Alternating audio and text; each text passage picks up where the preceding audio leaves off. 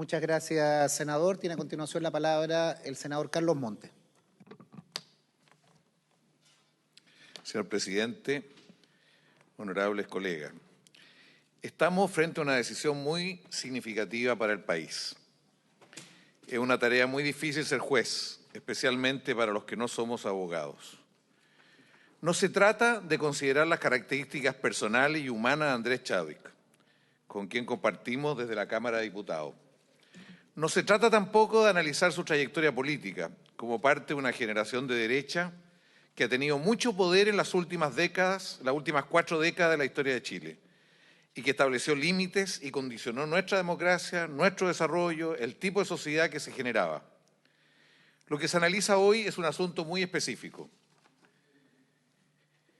Su gestión como ex ministro del Interior en la labor de control del orden público, en los hechos que tuvieron lugar a partir del 18 de octubre e incluso antes y hasta la fecha en que fue relevado de su cargo.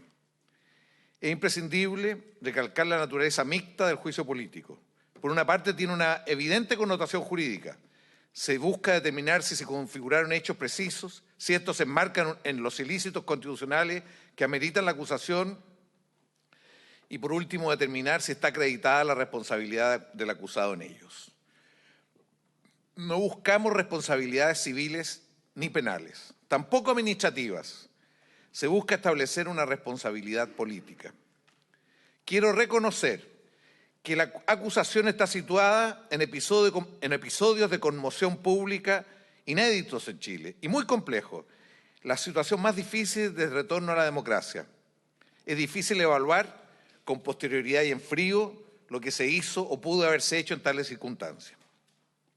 Señor presidente, honorables senadoras y senadores, el 14 de octubre comenzaron diversas manifestaciones estudiantiles rechazando el alza en el transporte público. El viernes 18 ya eran masivas, a consecuencia de lo cual se anunció el cierre anticipado de la red de metro y el colapso fue total. Las protestas cobraron intensidad, incluyendo el incendio y destrucción de gran cantidad de estaciones y otros recintos públicos y privados. Como respuesta, el 19 de octubre, el presidente de la República declara el estado de emergencia en diversas comunas del territorio nacional. La reacción inicial del Ejecutivo, expresada en la voz del primer mandatario y de su ministro del Interior, remarcó la situación de violencia, apeló a una situación de guerra con un enemigo poderoso y expuso la existencia de un grado de organización y logística propia de una organización criminal. Vale decir, una actitud y lenguaje que, lejos de apaciguar los ánimos, contribuyó a crisparlos, a separar a la población entre unos y otros, a criminalizar a los manifestantes, asociándolo con el vandalismo y con ello a respaldar en forma irrestricta las acciones represivas y de fuerza. Es un enfoque claramente equivocado, que mira parcialmente la realidad y que ha sido una constante en los gobiernos de derecha.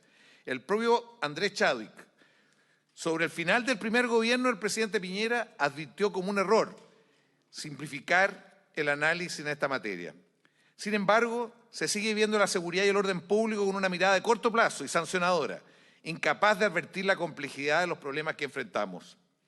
Parte de ese error de enfoque se expresa en la intervención realizada al comienzo del actual gobierno en Carabineros de Chile. Es cierto que la institución atraviesa una grave crisis y requiere una urgente y profunda reforma, y no solo modernización, pero en lugar de apuntar a ello, se optó por llamar a retiro a gran cantidad de generales y coroneles. Se quiso remover a sus directivos, pero con un riesgo muy alto, y se perdió capacidad operativa, de inteligencia, de formación. Una visión autoritaria que incluso le cuesta asumir cabalmente la historia de Chile, particularmente las violaciones a los derechos humanos en dictadura y todos los temas pendientes, como los 1000 detenidos desaparecidos que aún no se clarifican. Una visión que llevó a cometer errores graves en la comprensión de lo que estaba ocurriendo en el país. Durante muchos ratos se trató y se sigue abordando como simple violencia y delincuencia, y ello condiciona la forma de enfrentarlo y los resultados. Muchos creemos que estamos frente a una sociedad chilena que, liderada por jóvenes, expresa un gran descontento con el modelo de sociedad generado a partir de la dictadura y de la transición. Descontento muy diverso pero profundo, que va mucho más allá de las tradicionales diferencias entre izquierda y derecha. Un modelo de sociedad que permite un significativo crecimiento y acceso a bienes y servicios de la modernidad, pero que agudizó las desigualdades, que ha tolerado los abusos y privilegios, que ha mercantilizado todas las necesidades sociales y deshumanizado la vida.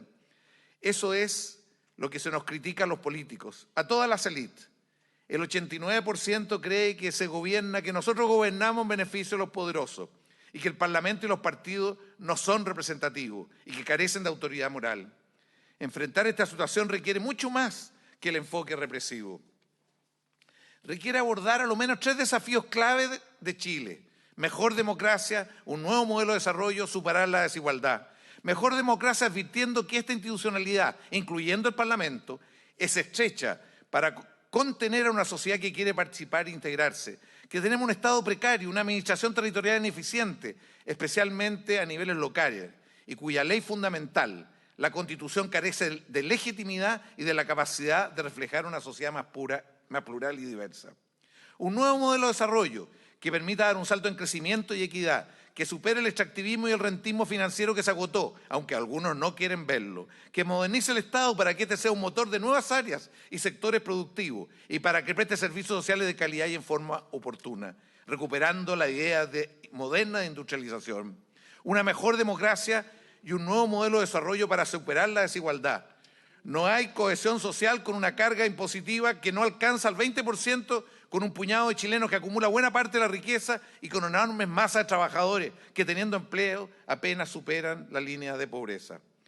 Pensamos que esos son parte de los desafíos fundamentales de Chile, de un nuevo pacto social para Chile. Este error de concepto y enfoque condicionó la respuesta a las manifestaciones públicas posteriores al 18 de octubre, muchas de las cuales son severamente reprimidas por fuerzas policiales y militares. El artículo 3, letra B de la Ley 20.502 entrega al ministro de Interior la misión de velar por el mantenimiento del orden público. Ello debe hacerse con plena vigencia a los derechos humanos, introducido en nuestro ordenamiento jurídico con carácter vinculante en una multiplicidad de textos, tales como la Convención Interamericana de Derechos Humanos, la Convención contra la Tortura y otros tratos o penas inhumanos o degradantes, la Convención Interamericana para prevenir, sancionar y erradicar la violencia contra la mujer, entre otros, que por mandato del artículo 5 de la Constitución limitan la soberanía. Ellos configuran el estándar básico de protección de los derechos humanos en nuestro país y no se tuvieron en cuenta en la vida misma. El gobierno y el ministro del Interior tuvieron una errada evaluación de los sucesos, se enfocaron en la represión. Lo anterior tuvo escasa efectividad en el control del orden público por un periodo demasiado prolongado. La percepción generalizada es que se actuó con extraordinaria severidad para disolver manifestaciones pacíficas, vulnerando gravemente los derechos humanos, expresadas miles de detenidos, lesiones severas, particularmente oculares, mientras no se tenía el mismo rigor con conductas sencillamente delictivas como saqueos y vandalismo.